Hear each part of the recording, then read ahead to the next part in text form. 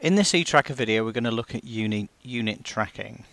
Unit tracking provides a way in which you can track the progress of your learners through their units. In this specific exercise we're going to look at tracking learners' progress through the induction period and the induction activities. So obviously we log in first. First thing to note is that we get to see all the groups that we're attached to. So as a course manager and a tutor you may only be attached to a few groups. I'm logged in as a COM or curriculum leader, and then I see all the groups that are in the centre. So you probably won't see as many courses as this unless you're a common curriculum leader. So we select the course that we're going to look at. We're going to look at learners on the level 3 music performance year 1. Let's pick a learner at random. We're faced with a learner profile as normal. Eventually we'll have the learner pictures up there. Under the profile you'll see current performance and you'll see something that says units. Now at the moment that's blank, but there is actually something there. I've created a very brief, simple induction tracker with some tracking of assessment points similar to what we use with the TLP. So the first thing to do is actually get that unit up and running. So if we go to enter results, click on that particular, highlight that particular group, level 3 year 1 performance, highlight it in the groups box, highlight it in the units box, and then view selected. We can see here that this unit has not started. So one of the first things we need to do is to change the status to actually be running. So now the unit's live. It will now show up in the learner profile, as I'll show in a minute. One of the next things we can see here is that we've got lots of red marks down here. This is because the date that this was set up has now elapsed. So we'll go into set dates, because this is where you set your scheduled dates for when the learners will complete the tasks that you've set. So let's click on set dates. Now notice for this all of these dates that are set up here will actually apply to the whole group. You can't go in and individually set deadline dates for individuals in this way. That has to be done in targets, etc. in your target setting. This is for group deadlines, and this will flag to the learners if they've not met it. Now you can see that this date has elapsed, so what we simply do is click on a date sometime in the future. We'll click on the 30th of September here. We've got a convenient option as well. If all of those tasks needed to be done around the same date, we can fill down and they're all there. Or you might find that 4 of the tasks are going to be done on one date, and then you can change them, afterwards. Some of the tasks might be done earlier or later, or etc. But we'll change some of them along. We can also copy the dates to different groups as well, but at the moment we just want it for this particular group.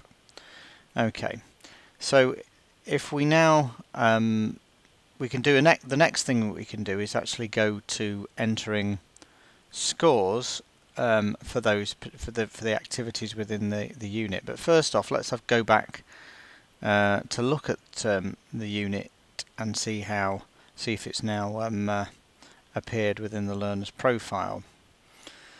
So straight away we can actually see the unit there has appeared within the learner's profile. We can see that both boxes here, progress bars as we would call them, are blank. We can see the status that it's running, but nothing's due in yet and nothing's been completed. So we can see that it's there. Now, as I said, I've actually built these units up, so we can look at how those units are actually constructed now, or this particular unit is constructed. Excuse me, and we can edit that as well. So we hit setup. You probably won't see these two depending on your privileges, but then you'd hit course manager, and straight away you can see the unit there. It's up and running. Let's click on it and see how it's constructed. So you could do this yourself if you wanted to build your own units as well, but all of these we're going to work to pre-build for you. So careers in music, etc. The usual units will be pre-built and added in. So this is something I've pre-built. Now you can see what I've done is develop criteria. The student has signed a declaration. The student has completed a profile. All of these things are sort of on the Moodle induction course, and we've also got extra criteria that we can build that relate to the students' progress, so we can map how they're doing, similar to how we used to do with the TLP. And you can see I've actually put TLP assessment criteria along there. We can change the title, we can delete. Now I've, as a standard, built 5 TLP points. You can delete and add new ones. I've just added another one in there as a skills wheel. We can add a criteria. It's quite easy to do, so we can say job opportunities. Might be the next particular activity they do. You've got a sort order there where you want that to occur. So if we let's say we wanted it to happen before skills wheel, we could put that as 10, and we can put that as 11, and that will then hopefully change the order round. We can add a description as well. We don't really need to add a description there, but you can put stuff in there if you wanted to. Okay, and you can even add a sub-criteria if needed. I don't think we're going to go to that kind of level.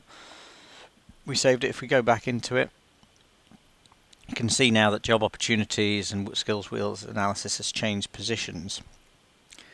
What we'll have done also is, because we've added a criteria, we'll have a date when we're going back to entering in results for the students for this particular group. We'll have a date that doesn't exist now. So remember where we set dates? That's why that's gone to red. We've got one date that's probably fallen over somewhere. So what we need to do, there it is on the 23rd. These need all changing. I probably didn't save them at that point. So we'll fill down, make them all the 29th. Save that. It says it's saved. Now all of those red markers will gone because nobody's over the deadline. The next thing we'd want to do is I'll show you how to enter scores. So let's say learners have now completed activities within their Moodle induction course. So we'd hit enter scores, and then we're faced with all of our learners, all of the different activities, if you scroll along, look, that they could do, including the, oops, so go back there, something went wrong there. Let's do that again. Having a few trackpad issues. So, like I say, you've got all of the different things they could get involved with. This time I'm not going to bother scrolling to the side. So what we can do here is we can enter a score. So we've got one learner there. We can say whether they have, have they signed the declaration? It's pretty simple. They either have or they haven't. 0 means not attempted. An X means attempted but not complete, and then a tick means complete after attempted. So we'll hit the tick button, and then what we can do there is fill down across that box, and then everybody's completed it, because in an activity like that most people will. What you can do then is, if certain people didn't attend during the course of that session, you can move them back to the 0 because they weren't in attendance. The same thing here. If they've done all of that, we can move to tick completed, fill down, it does all of them, and similarly if we've got ones that haven't attended, we can move them to 0. Critical thing here all the time is to save. So once we've saved, as we've done there, we can then go back to students and look at individuals. Now this particular individual has now made a certain amount of progress. Now what progress it is highlighted by how many activities there are against the that bar. So they've completed 2 out of 12 activities, which gives you an 18% completion or achievement to date. And the target to date is have they got any missing deadlines at all, and that's of course clear. They're not behind, so they've hit target and they've achieved 18% of their activity, so we can see progress. If we go back into enter results, then we can then view that as a group. If we just select that group again, and you can see each individual within the group, so you can immediately see where people have not done so well in their activities. Everybody else has done pretty well. There's quite a big group there, but there's one learner, as far as we can see there, that hasn't, and one learner hasn't completed anything. One learner's only completed one task. So there you have setting targets and tracking grades within eTracker.